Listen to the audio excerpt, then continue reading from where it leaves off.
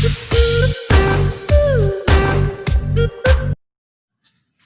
Morning बच्चों, कैसे हो आप लोग। चलिए, इधर से आप लोग वीडियो अच्छी तरह से नहीं देख रहे हो, थोड़ा वॉच टाइम आप लोग का कम आ रहा है। थोड़ा जो भी वीडियो हम अपलोड करते हैं उसको थोड़ा सा गौर से आप देखिए तो हर एक चीज आप लोग क्लियर रूप से समझ में आ जाएगी। तो थोड़ा सा वीडियो को आप डेली आप शुरू से अंत तक आप कृपया देखें, और जो नए हैं वो कृपया मेरे चैनल को सब्सक्राइब कर लें, ठीक है। चलिए, पिछले क्लास में हम आपको बतलाए the elements of group 50 nitrogen family, जिसमें कि हम आपको बतलाए थे कि इन सभी तत्वों के बाह्यतम कक्षा में 5 इलेक्ट्रॉन्स उपस्थित होने के कारण इन सभी तत्वों को ग्रुप 50 में रखा गया है, और चूंकि अंतिम इलेक्ट्रॉन्स p ऑर्बिटल में प्रवेश करता है इसीलिए इन सभी तत्वों को p ब्लॉक के तत्व भी कहते हैं। क्लियर है यहां तक।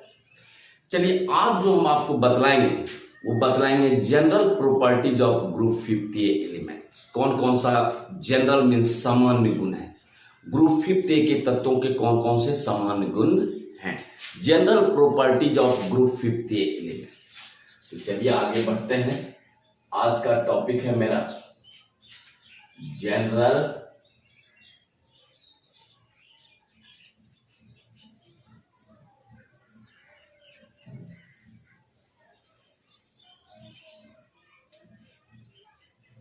properties of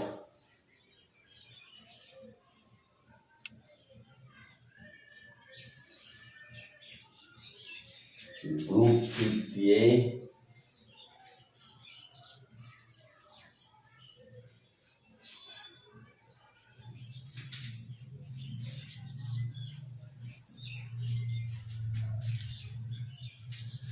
general properties of group 50 element, यानी कि ग्रुप 50 के तत्वों का सामान्य गुण, ठीक है।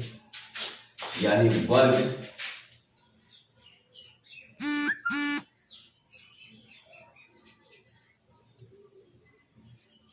50 के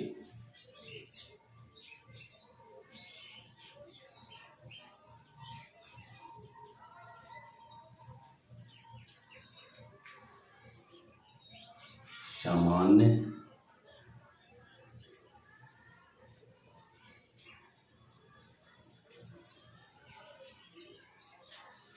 ठीक है। वर्ग 50 के तत्वों का सामान्य गुण का आज चर्चा करेंगे। और सामान्य गुण में कौन सा गुण है, सबसे पहला जो गुण है वो है एटॉमिक रेडियस, मीन्स परमाणु त्रिज्या। तो सबसे पहला जो गुण हम चर्चा करेंगे वह करेंगे आपका एटॉमिक रेडियस।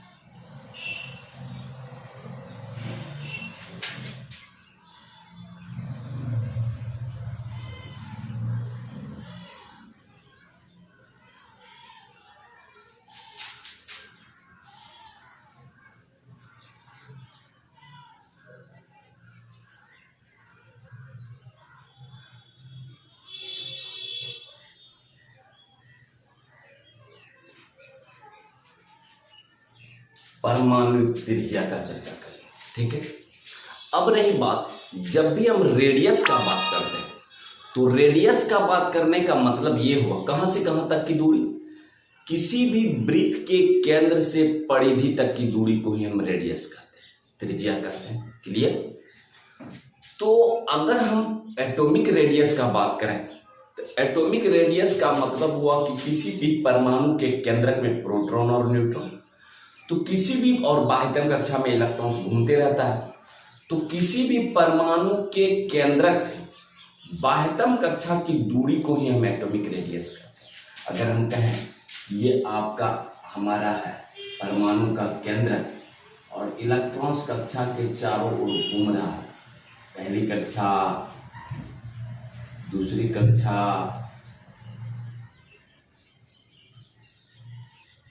तीसरी कक्षा, चौथी कक्षा, इस तरह से घूम रहा है। तो कहने का मतलब किसी भी परमाणु के केंद्रक से, केंद्रक मतलब उसका सेंटर से बाह्यतम कक्षा की दूरी को ही हम कहते हैं क्या, एटॉमिक रेडियस। एटॉमिक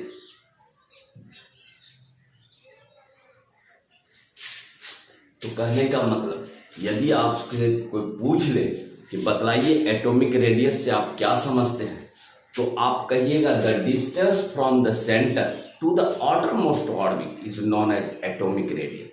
किसी भी परमाणु के केंद्रक से बाह्यतम कक्षा की दूरी को ही हम परमाणु त्रिज्या कहते हैं। क्लियर? तो आप यहां लिखिएगा इसका परिभाषा, द डिस्टेंस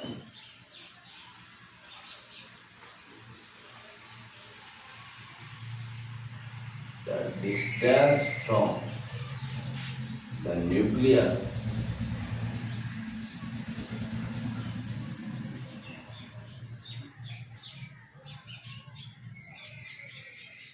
to the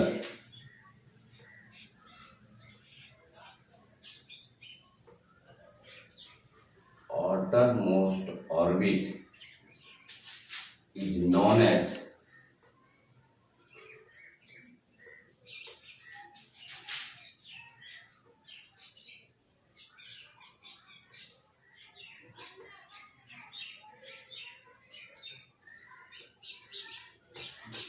यानी किसी भी परमाणु के केंद्रक से बाह्यतम कक्षा की दूरी को ही हम परमाणु त्रिज्या कहते हैं। तो कहीं पर भी आपको कोई पूछ दे कि एटॉमिक रेडियस से आप क्या समझते हैं, तो आप कहिएगा कि किसी भी परमाणु के केंद्रक से बाह्यतम कक्षा की दूरी को ही हम एटॉमिक रेडियस कहते हैं। तो आप यहां लिखिएगा किसी परमाणु के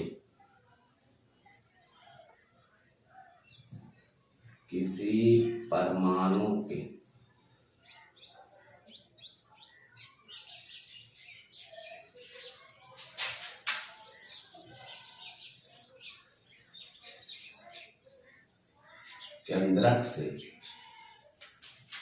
बाह्यतम कक्षा की दूरी को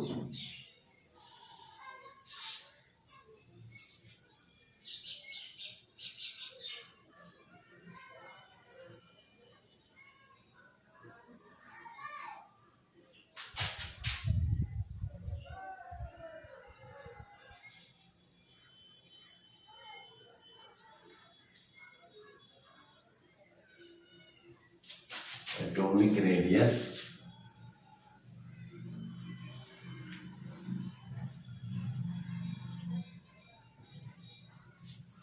क्लियर?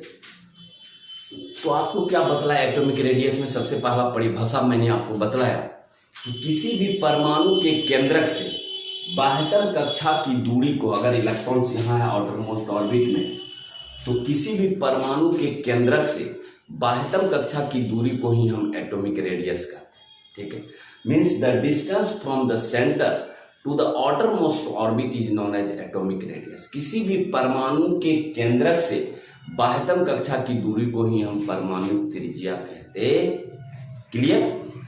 अब रही बात, अब हम इसका वेरिएशन देखेंगे कि ग्रुप में ऊपर से नीचे नाना पापा अंशु सब बीमा, ग्रुप 50 का तत्व है आपका। हम ये देखेंगे कि ऊपर से नीचे जमने पर एटॉमिक रेडियस वेरिएशन, उसका जो वेरिएशन है बढ़ता है कि घटता। तो ग्रुप का चर्चा करना है। ग्रुप का मतलब हुआ फ्रॉम ऊपर से नीचे, चूंकि हमारे पीरियोडिक टेबल में 18 ग्रुप्स है और 7 पीरियड। ग्रुप्स का मतलब हुआ ऊपर से नीचे और पीरियड का मतलब हुआ बाएं से दाएं। टोटल पीरियोडिक टेबल में हमारा 18 ग्रुप्स ऊपर से नीचे और पीरियड 7 बाएं से दाएं। तो चलिए अब हम इसका वेरिएशन देखेंगे कि ग्रुप में ऊपर से नीचे यह एटॉमिक रेडियस का मान बढ़ता है कि घटता है। चलते हैं आगे।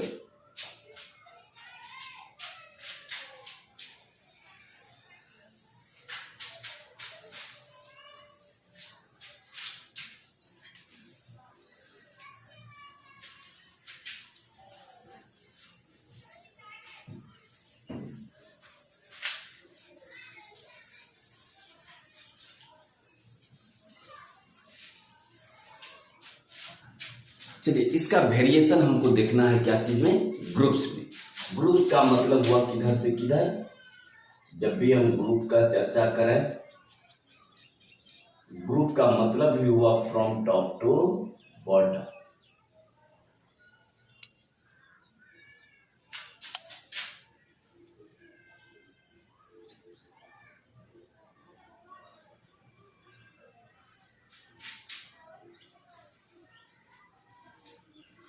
हम ऊपर से नीचे का चर्चा करेंगे। तो ऊपर से नीचे जाने पर एटॉमिक रेडियस का मान बढ़ता है कि घटता है। क्लियर? अब रही बात कि मैंने आपको बतलाया कि यहां आपको एक डाटा दिया था एलिमेंट,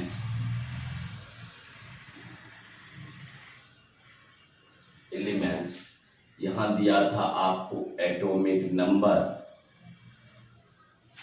यहां दिया था इलेक्ट्रॉनिक कॉन्फ़िगरेशन।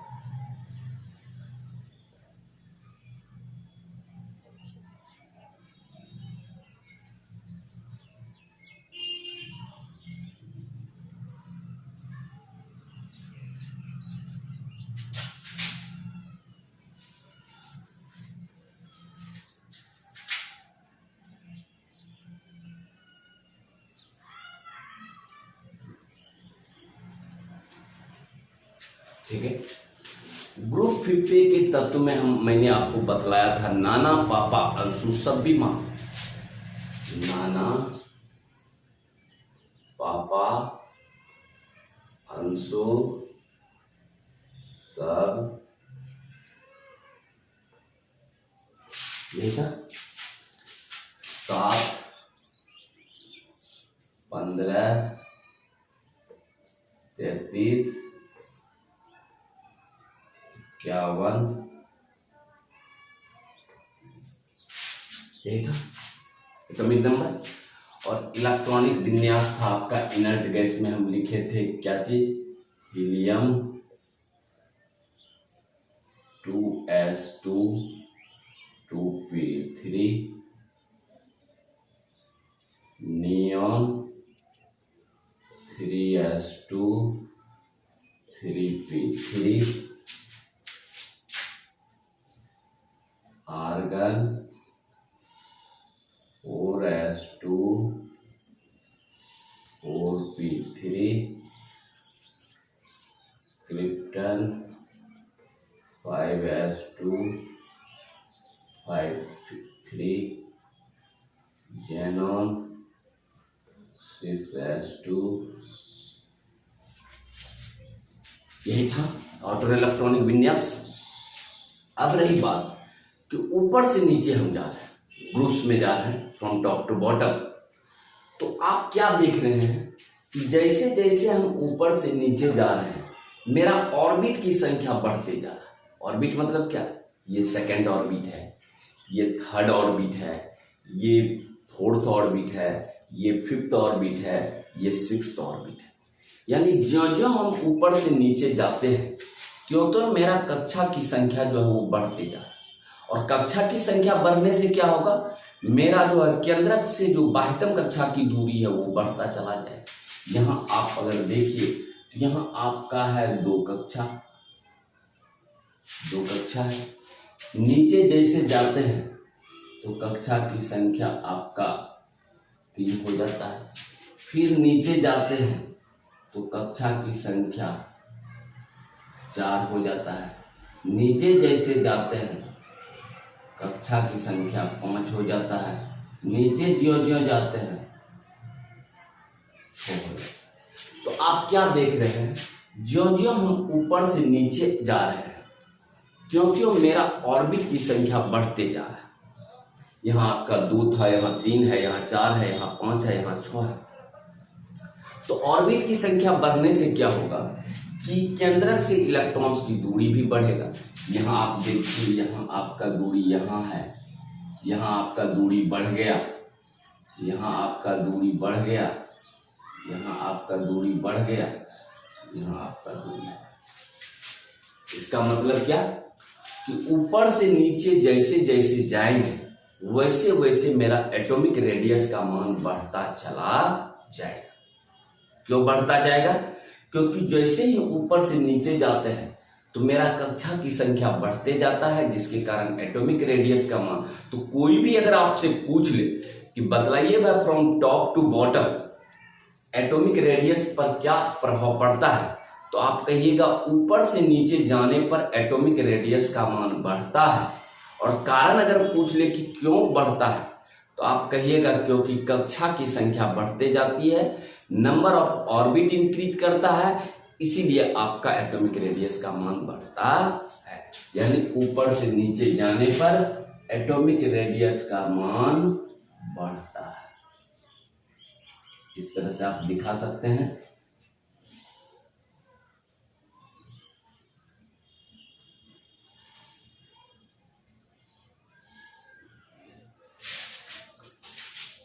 एटॉमिक रेडियस का मान ऊपर से नीचे जाने पर बढ़ता। क्लियर?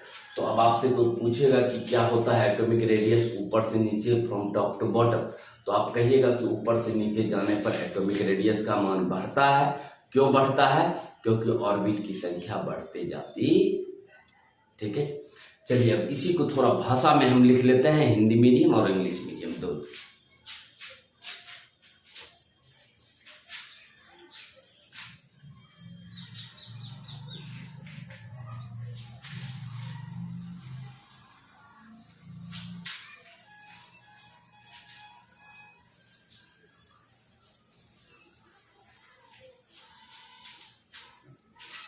चलिए लिख लीजिए, from top to bottom,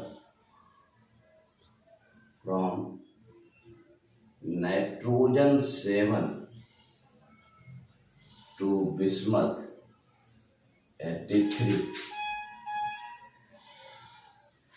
in a group,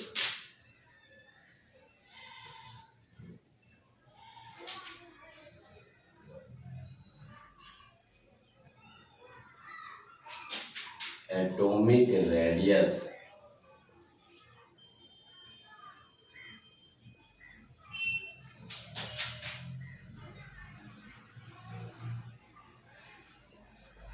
increases because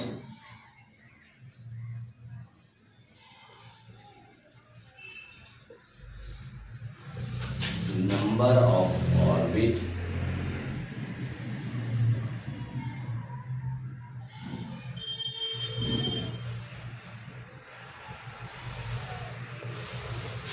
तो जो चीज मैंने आपको बतलाया उसी को भाषा में लिखा दिया कि from nitrogen 7 to bismuth 83 in a group, nitrogen 7 से बिस्मथ 83 ग्रुप में जाने पर एटॉमिक रेडियस का मान बढ़ता है। और अगर पूछेगा क्यों बढ़ता है तो आप बता दीजिएगा क्योंकि number of orbit become increases, orbit की संख्या बढ़ता है, इसीलिए मेरा आपका एटॉमिक रेडियस का मान बढ़ता है। क्लियर? नाइट्रोजन 7 से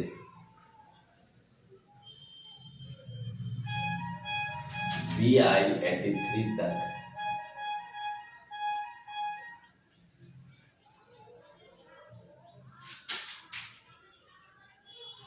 ग्रुप में जाने पर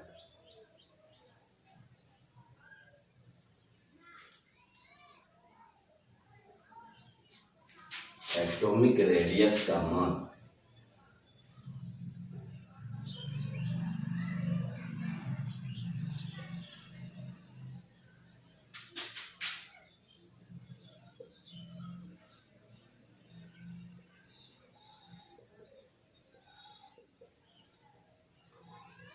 क्योंकि कक्षा की संख्या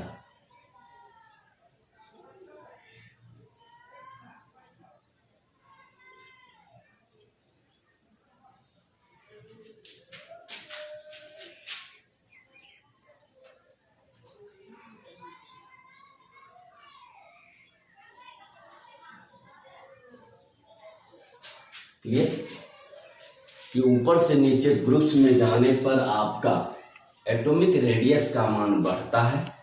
क्यों बढ़ता है?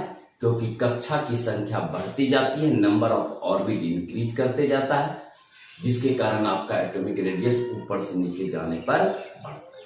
तो पहला जो जनरल प्रॉपर्टीज था, सामान्य गुण एटॉमिक रेडियस, शायद आपको क्लियर हो गया होगा कि ऊपर से नीचे जाने पर एटॉमिक रेडियस का मान बढ़ता है और बढ़ने का मुख्य कारण है क्योंकि ऑर्बिट की संख्या आपका बढ़ता जाता है। क्लियर? पहला प्रॉपर्टी क्लियर है। चलिए अब हम बढ़ेंगे दूसरी प्रॉपर्टीज की तरफ। चलिए इसको आप उतार लें।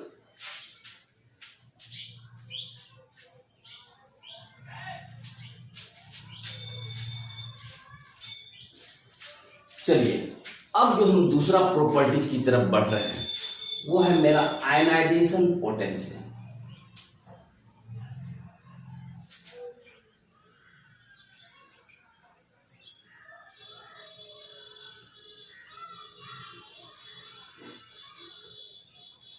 आयोनाइजेशन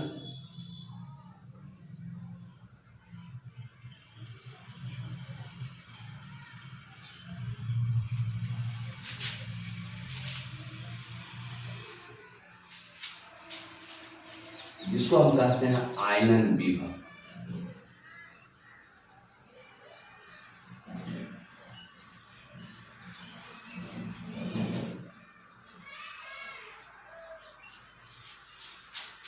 चलिए, पहला प्रॉपर्टीज तो हम आपको बतलाया एटॉमिक रेडियस। दूसरा प्रॉपर्टीज है आयनन विभव। आयनन विभव में क्या है? अब रही बात कि आयनन विभव कहते हैं किसको।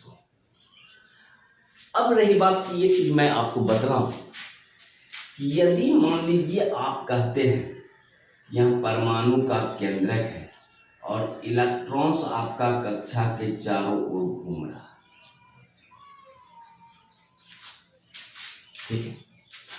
अब परमाणु के केंद्रक में प्रोटॉन और neutron, electrons are revolving around the nucleus. Electrons जो है वो कक्षा के चारों ओर घूम रहा है।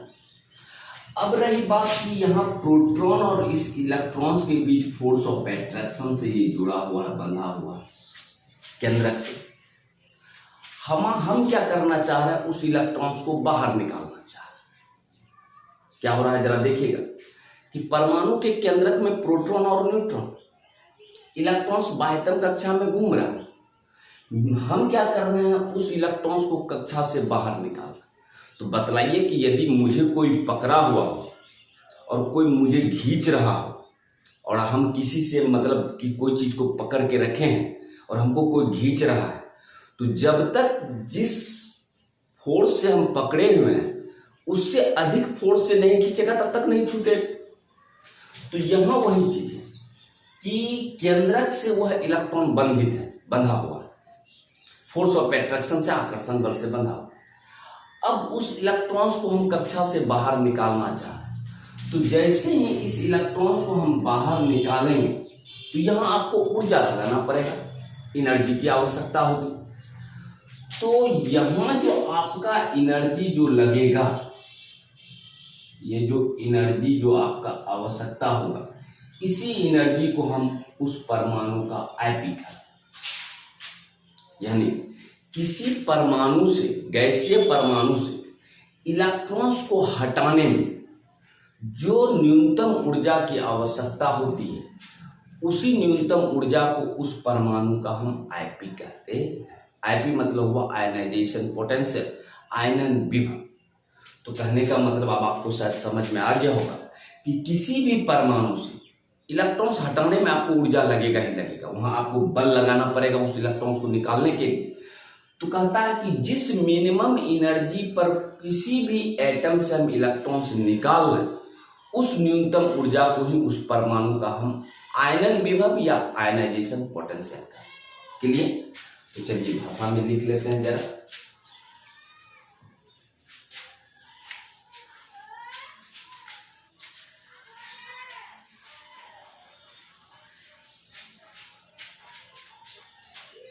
तो चलिए लिख लें इसका परिभाषा, the minimum energy required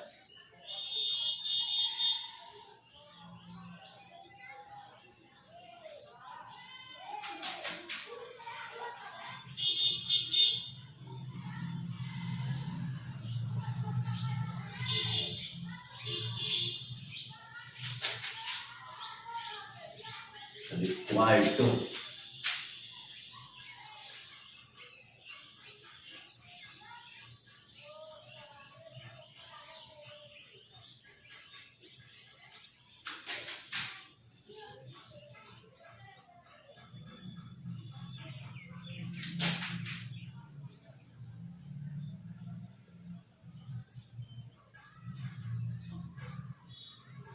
from the gaseous atom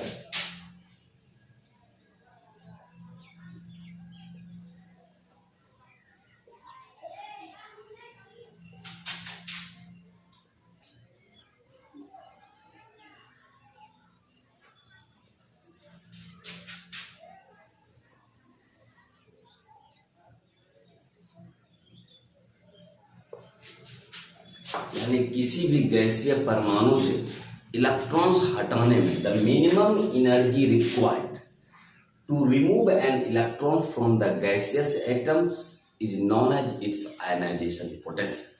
किसी गैसीय परमाणु से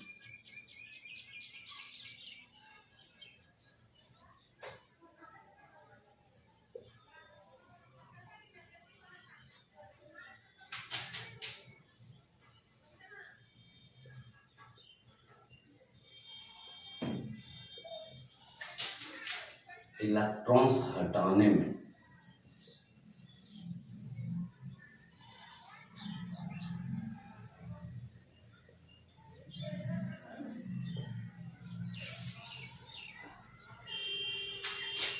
जो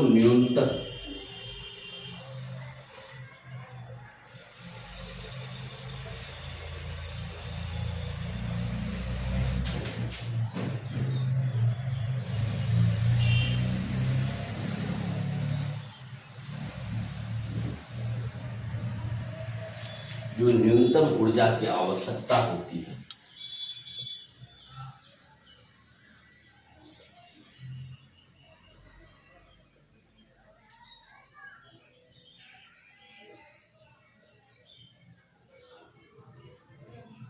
उसे उस परमाणु का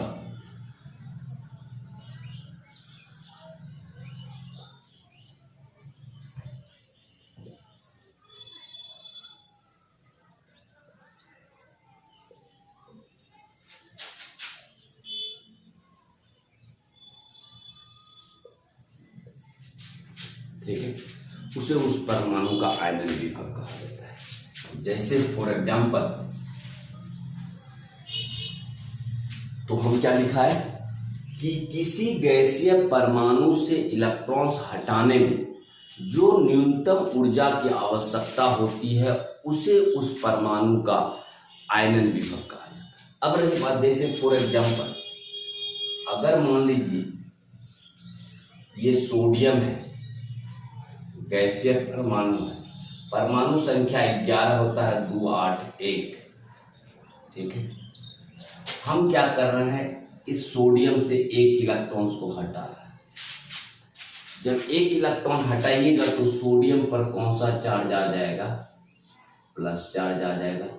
अब इलेक्ट्रॉनिक कॉन्फ़िगरेशन हो गया 2 8। तो सोडियम की बाह्यतम कक्षा से मैंने एक इलेक्ट्रॉन्स को हटाया, तो यहाँ जो एनर्जी निकलेगा, एनर्जी जो आपका रिक्वायर्ड होगा, इस इलेक्ट्रॉन्स को हटाने में जो एनर्जी लगेगा, उसी ऊर्जा को हम उस परमाणु का आयनन विभव या आयनाइजेशन पोटेंशियल कहते हैं।